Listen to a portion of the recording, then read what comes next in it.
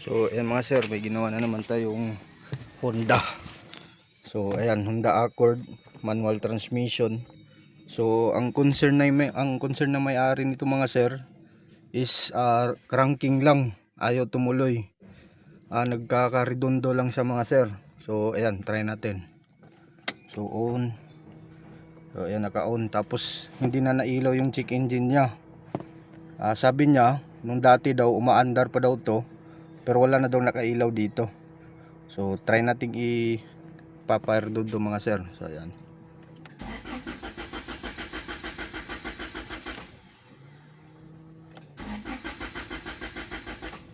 So ay mga sir, redondo lang. So ngayon try nating i-troubleshoot sa mga fuse, relay. Titingnan din natin yung kuryente, gas kung meron ba. So ay mga sir, Honda Accord. So ayan. So ayan mga sir, nag-troubleshoot tayo sa mga fuse and relay. Tapos ngayon nag-check na tayo dito sa kuryente. So may kuryente naman siya, pero ang problema, sige start. Okay, sige start ulit. So okay, so ngayon may kuryente naman siya. Tapos ang problema mga sir, walang gas na lumalabas. So ayan mga sir, nakita natin problema. Nag-check tayo sa mga fuse and relay, so okay naman. So ang naging problema niya mga sir is yung main relay dito, yung sa ilalim ang naging problema niya. So ayan, papakita ko sa inyo mga sir. So ayan mga sir, ito main relay. Ayan, main relay assembly. So itong naging problema niya. Ayan mga sir, nag-loss connection. So ayan. Ayan. So try natin buksan. So ayan. Ayan siya, ang sistema niya. Okay. Ayan o. Ayan. Ito. Ayan, nag-loss connection. So ito kasi may relay ito sa dalawa. Itong isa sa computer, yung isa naman sa pump, fuel pump. So ayan mga sir, i-try natin tong i-repair. Kung pagkatapos may repair, try natin papa-start. So ito lang naging problema niya mga sir. Ayan, kaya nagka-cranking lang siya. So ayan, Honda Accord. Okay.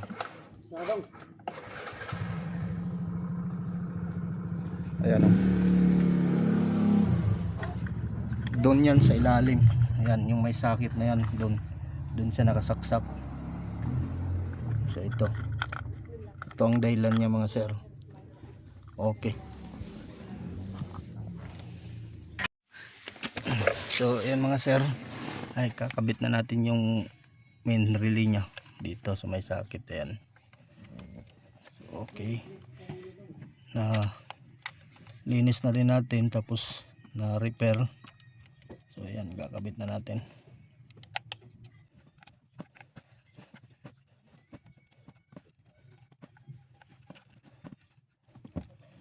Okay. Sige, on ko muna. Okay. Okay, on. Okay. Meron nang lumalabas? Okay, sige. Kabit mo.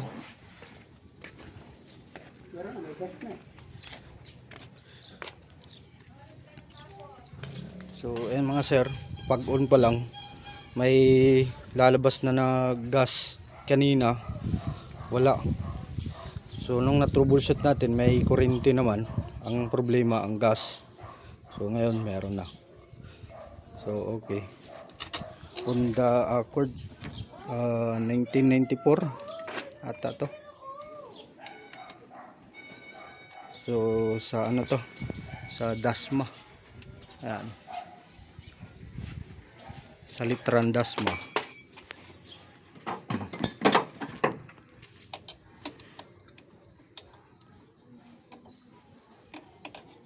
On pa lang, hindi pa ini-start. So may nalabas na. Kanina kahit anong redondo, wala talaga.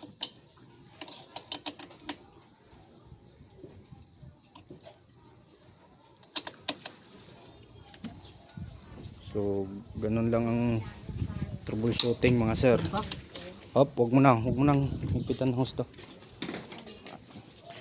Okay. Try nating i-on. Okay. Tapos start. Ayun. Ayun, mandar na mga sir. One click. Antayin natin.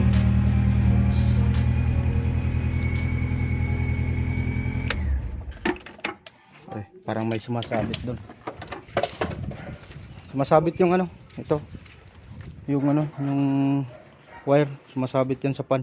Yan, yung ginawakan mo. Yan, yun no, yun sumuksok dun sa pan. Ito? Oh. Kaya natunog siya. Talian mo nga yan pa. Mamaya na lang. Gano. Okay. On. Start. Ayan, mas lalong mag one click. Okay. So siyempre medyo palyado pa siya kasi walang laman yung common reel nya. Wala pang laman. So maya titino to. Tayo natin.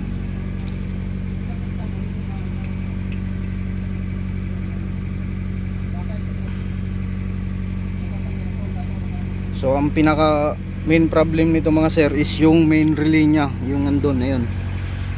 Ayan. Ayan siya, ayan. So dalawang mekaniko na daw ang tumingin dito. So hindi talaga nila napapandar. Binaba na nila yung tangke. Nagpalit na sila ng fuel pump. So yung fuel pump, nung pagtanggal nila ng fuel pump, okay naman, nagana naman yung pump.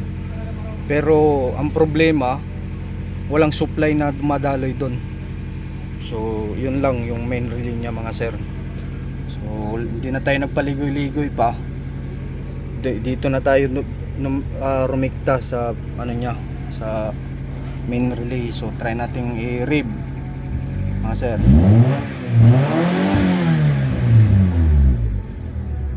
Grabe, abot ng 6,000 RPM.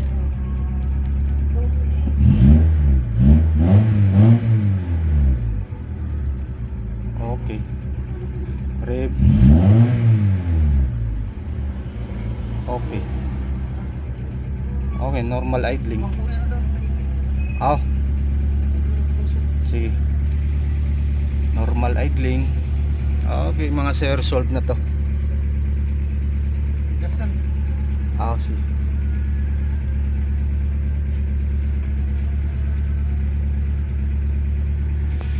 So ang may-ari nito mga sir is Muslim. So ayan. Bawal daw mag-revolution kasi nagdadasal daw sila.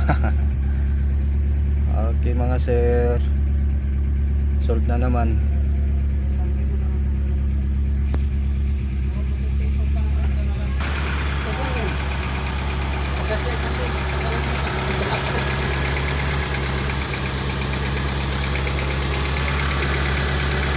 Maalog-alog na pala to. Oh, gumaganon-ganon na.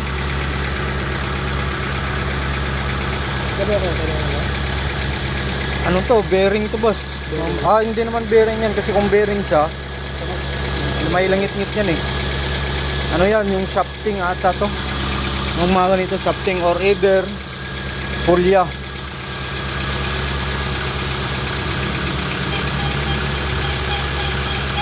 Pero kung ito, nakatrata ka na. So, biyahe-biyahe ka. Okay. Okay pa naman yan. Pero kung long ride, medyo alanganin ka dyan. Ito, papalitan mo to. Ano yan eh, tornilyo. Pagtanggal yan, kapalitan mo muna ng ano, baka yung pulley niya hindi align.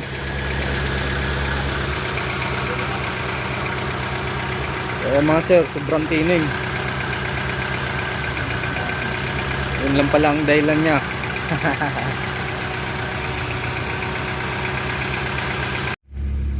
So ayan mga sir, nag-observer tayo. So ngayon, ilang beses na tayong nag-on off. Ayan, on, start. So ayan, di lang 10 ang ano natin dito, tinisting on off. Pero ngayon, okay na mga sir. Tapos ito naman, yung sa fuel temperature nya, hindi rin nagana. Tapos nung tinignan ko doon, yung sa sensor nya maluwag lang. So ayan, ayan, tingnan natin. So try nating i-off. So ayan, gumalaw na sa konti. On. Ayun, gumalaw na sa konti. Kasi ito malamig pa naman to eh. Nakarekta kasi yung pan niya, kaya yung radiator hindi siya gaano mainit. Pero at least gumalaw na sa konti. Okay.